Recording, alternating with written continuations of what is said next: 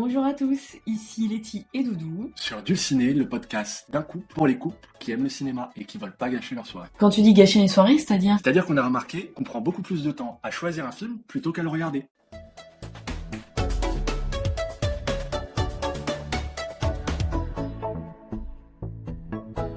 Bonsoir, aujourd'hui nous sommes réunis pour parler justement des comédies romantiques. Quel est votre avis sur ce sujet? Alors, moi, je trouve qu'il y a un gros non-dit sur les comédies romantiques et les hommes. C'est-à-dire qu'il y a des tas de films beaucoup plus honteux, beaucoup plus nuls que les mecs assument de regarder. Les Fast and Furious, enfin, même les sous-Fast and Furious, des trucs vraiment nuls. Notamment certains films avec The Rock, que je trouve très mauvais. Ok. Mais les mecs vont te dire « Ouais, j'ai vu ça, Jungle Cruise », alors que c'est nul. Mais dès qu'il y a un petit peu d'action, ok. Alors qu'une comédie romantique bonne, les mecs n'assumeront pas de l'avoir vu alors que c'est objectivement bien et que je connais même certains mecs qui ont kiffé. Alors que c'est vraiment des bons films. Honnêtement, le journal de Bridget Jones, Les Sex in the City, The Holiday, Coup de foudre à Notting Hill, Love Actually, Non, mais peut-être toi moi. t'as pas aimé, mais tout le monde a kiffé. Ouais. Franchement, faut arriver à dire les choses. Love Actually, Non, c'est pas... il y a que toi, t'es la seule personne. Bref, en plus ça m'énerve. Non mais oui, moi j'ai vu des mecs chialer, avoir les larmes aux yeux. Toi t'arrives, tu dis mais ah ta gueule, bah voilà, c'est justement pour ça qu'il y a ce genre de problème. Fin de la discussion. À un moment, il y en a marre, faut assumer. C'est pas normal que les filles dans les couples hétéros, elles ont décidé de laisser leur ordinateur quand elles matent une série dite girly allumé, bien au milieu de la table ou bien au milieu du lit pour que le mec puisse finalement entendre, puisse finalement enlever son petit écouteur et regarder. Donc voilà, c'est un subterfuge qu'on a trouvé. Il est temps d'assumer l'unité. C'est pas contestataire ce qu'on est en train de dire.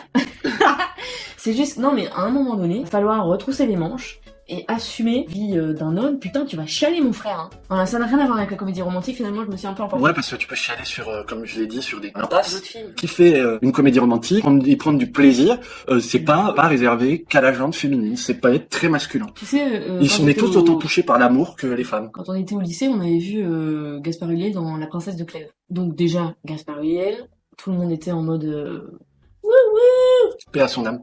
Donc on a 15 ans. On est dans les années 2000. Et Gaspard arrive et tout, et à un moment il pleure. Il pleure parce qu'il a perdu un ami, tu vois, au combat et tout. Et en fait, il a les larmes aux yeux, et il le dit, je suis triste, je suis en colère parce qu'il est mort et tout. Ça n'a rien à voir avec les comédies romantiques. Et en fait, on est sorti du film, et la première chose qu'on a dit, c'est on était ému de voir un homme pleurer.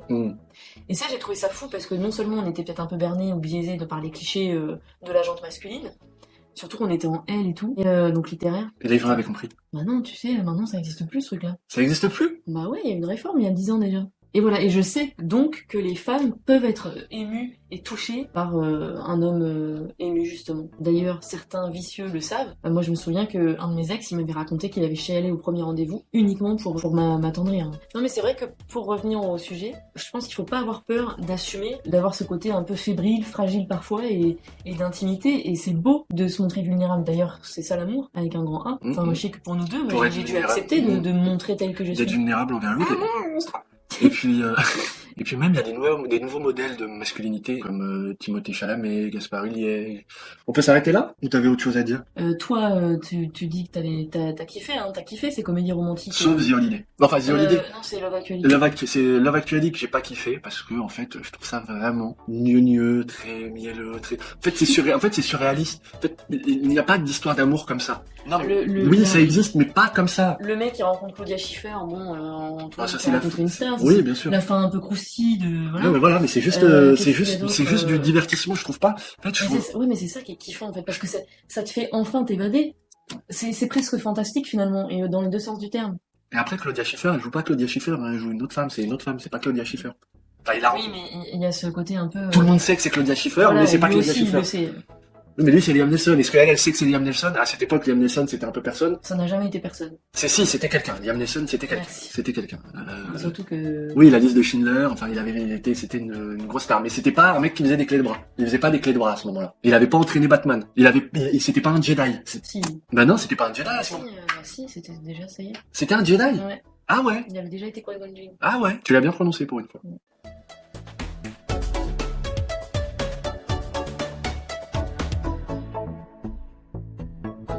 Parce que ça fait pas partie aussi du cinéma et donc de mater un film.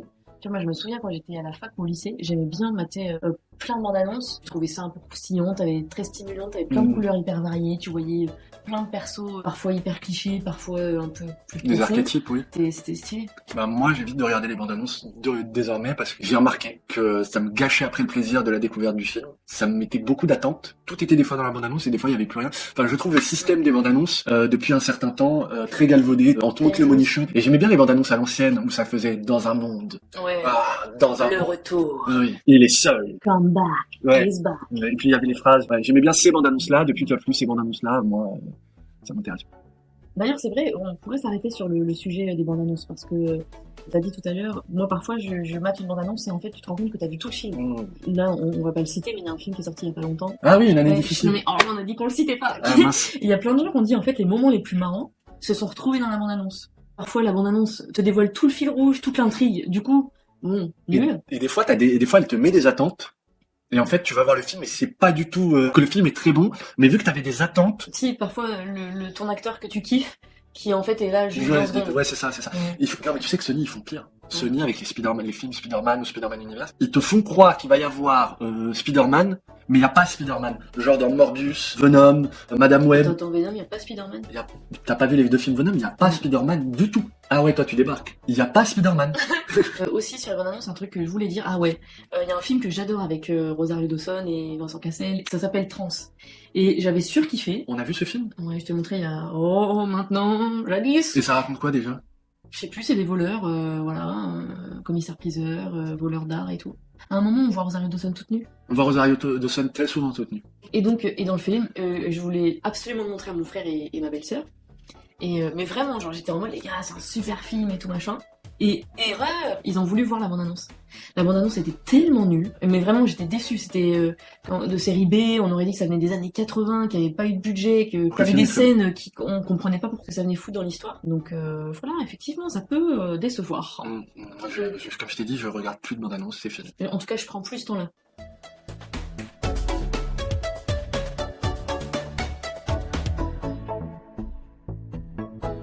Bon, la dernière fois, on a dit qu'on parlerait de Gueule Noire. J'avais dit qu'on l'avait vu et qu'on donnerait notre avis. Mais je me suis dit que c'était beaucoup plus pertinent de parler de cette nouvelle vague de films de genre français en général et d'essayer de définir le genre. Alors, la nouvelle vague de films de genre français, genre Tropique, Vermine, Titane, Grave, La Tour Sombre, tous ces films que moi je classerais d'horreur, mais qu'on appelle genre. Et une relation qu'on a avec ce qu'on appelle le film de genre. Toi, tu comprends comment le film de genre? Dans la liste que tu viens de faire, je dirais que pour moi c'est des films de genre, mais pas dans le sens horreur.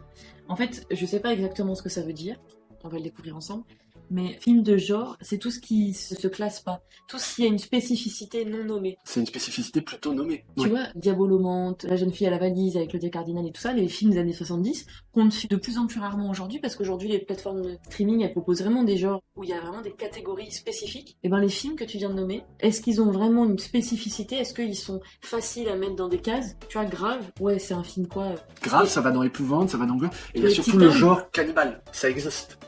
Parce que Titane, est-ce qu'il a un genre précis? En fait, j'ai l'impression que les films que tu as nommés sont dans une originalité. On a du mal à mettre une catégorie dessus. Et ben, c'est des films de genre. Voilà, de genre, 3 points de suspension de genre, entre guillemets. Moi, de ce que je sais, les films de genre, c'est des films qui sont très catégorisables. On peut mettre des mots, limite maintenant, comme on dirait, des hashtags. Par exemple, un film de genre qu'on a vu pendant ce temps-là sur Terre. Ça, c'est typiquement du genre. Mais c'est ce qu'on appelle du genre. En vrai, le film de genre, c'est le film qu'on arrive à catégoriser. Mais maintenant, on utilise ça pour parler des films d'horreur un peu inclassables, ou films très bizarres. Mais je comprends pas, parce que tu vois, quand tu dis pendant ce temps-là, qui est un film bucolique, poétique, extraordinaire, il est décalé, c'est digne d'un journal intime. Moi, j'ai beaucoup aimé cette parenthèse cinématographique. Et de par son originalité, je trouve qu'il est difficilement classable. Il y a quand même le genre extraterrestre. C'est pas vraiment une invasion. Et en même temps, En science-fiction. science-fiction. Mais ça, c'est plus une catégorie qu'un genre à mon sens. Et il y a aussi un côté film de possession qui est un genre à part entière. Les films d'exorcisme, ça a donné plein de sous-genres. Généralement, un genre, c'est un film qui a marché et qu'on a multicopié. On peut aussi le voir comme ça. Tu comprends ce que je veux dire? Non, parce qu'il y a des multiples histoires d'amour. Et on n'a pas fait une histoire d'amour, donc quand quelqu'un va faire une autre histoire d'amour, il y a peut-être 5 ou 1000 personnes qui ont eu la même idée en même temps. Oui, tout à fait, mais ça, c'est pas vraiment des genres. Généralement, les films romantiques, enfin les films qui parlent d'amour, à contrario, c'est plus des films d'auteur, ou moi, ce que j'appelle des films classiques, c'est des films, c'est plus là qu'on s'autorise à parler d'amour. Dans le genre aussi, on peut parler d'amour, mais... Tu déconnes ou quoi? Bah non. Bah, toutes les comédies romantiques. C'est C'est pas... des films d'auteur. Non, mais il y a pas mal de films d'auteurs qui parlent de romantisme. Oui, le film d'auteur n'est pas un film romantique. Autant n'importe le vent. C'est pas un C'est film. pas un film d'auteur, c'est un film romantique. Il est plus classé comme film d'auteur, comme film de pas genre. Tu comprends, Tommy? Tu déconnes ou quoi? C'est l'archétype du film romantique. Oui, oui, oui. C'est genre romantique. D'époque, film d'époque. Pas vraiment. Il est d'époque parce qu'il est tourné à une époque. Mais en vrai, il est Attends. pas d'époque. Tu l'as vu ou pas? Bah bien sûr que je l'ai vu. Bien sûr. Pourquoi tu dis que c'est un film pas de genre? Bah parce que il est plus classique. Non, je suis pas d'accord. Parce que les tourments à la Jane Austen, comme Orgueil et Préjugés et tout, ils sont vraiment classés. Maintenant, il y a le film de genre Orgueil et Préjugés, bien sûr. Oui, c'est vrai. On dit ça parce qu'il y a aussi Orgueil et Préjugés version zombie, Ouais, voilà, version voilà. vampire. et Tu tout vois. ça. Je suis désolée, quand tu vois, tout à l'heure je te parlais de Jeune fille à la valise et Diabolomante typiquement, c'est des films où il n'y a pas de rebondissement, il n'y a pas de retournement de situation. Nos émotions ne bougent pas. Enfin, c'est pas un genre, ça, c'est un film classique ou d'auteur. Voilà. Mais les trois films dont on vient de nommer, c'est des films qui sont purement dans le romantisme. C'est la définition même du romantisme. Nature déchaînée, Alors, les tourments, je passion. vais te dire pourquoi c'est pas du genre. Enfin, là, tu parles du romantisme au sens style littéral. Tu comprends? Nous, quand on parle de romantisme au sens cinématographique, on parle d'histoire d'amour. On parle pas de romantisme comme on l'entend. Donc, dans ces films-là, il n'y a pas que du romantisme. Ce n'est pas que du romantisme. Alors, qu'est-ce que tu fais de Fast and Furious? Fast and Furious? Dans ce cas-là, si c'est de l'action, on pourrait dire aussi c'est chevaleresque, puisqu'il y a un code de valeur à avoir. Ouais, mais il y a des voitures qui vont vite. Du coup, ça fait film de genre voitures qui vont vite. Ou courses. C'est suivant des cases. Alors qu'est-ce que c'est film d'action? Le Ça- mot action. Ça dépend déjà. C'est un genre ou c'est une catégorie? Ça dépend, il y a film d'action espionnage. Ça dépend du genre, ça dépend des cases qui cochent. Film d'action vengeance, film Alors, d'action braquage, film d'action Donc- polar. pour toi, les films où il est difficile de mettre un genre dessus sont des films non-genre. C'est les films qui racontent une histoire dans des carcans classiques sont des films de non-genre, plus dans Bah, des films Tout à d'auteur. l'heure, t'as dit que c'était le genre classique. Bon, alors attendez, juste pour nous éclairer, il y a écrit traditionnellement opposé au cinéma d'auteur, l'expression cinéma de genre désigne le plus souvent un ensemble de films fortement marqués par leur catégorie filmique. C'est ça. C'est-à-dire, moi je comprends là-dedans, hein, traditionnellement opposé au film d'auteur. Ça, on Traditionnellement, l'avait. ça veut dire que c'est plus comme ça qu'on l'entend. Mais le cinéma de genre désigne quelque chose où on distingue bien la catégorie d'où il vient. C'est ça.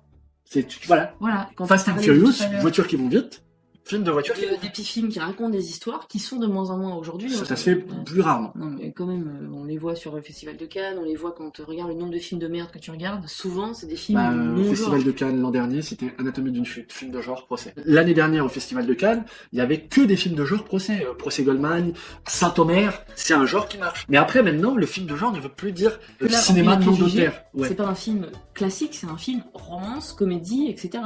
Mais romance et comédie ne sont pas un genre. C'est des catégories. Alors c'est quoi le genre? C'est la question qu'on se pose. Excusez-moi, mais c'est écrit mot pour mot, noir sur blanc. C'est écrit le film de genre Oui. est un film qu'on peut mettre dans des catégories. Oui. J'ai lu 2 fois la définition D'accord. tout à l'heure. Alors, par exemple, La jeune fille à la valise, ça peut rentrer dans catégorie romance. C'est très dur à définir. Donc, il n'y a pas de film non-genre. Si t'arrives dans des trucs extrêmes en parlant de action, zombie malédiction, zombie maladie, action procès, action romance. C'est ça le... mais- Finalement, ça veut dire qu'on est capable de mettre des mots dessus.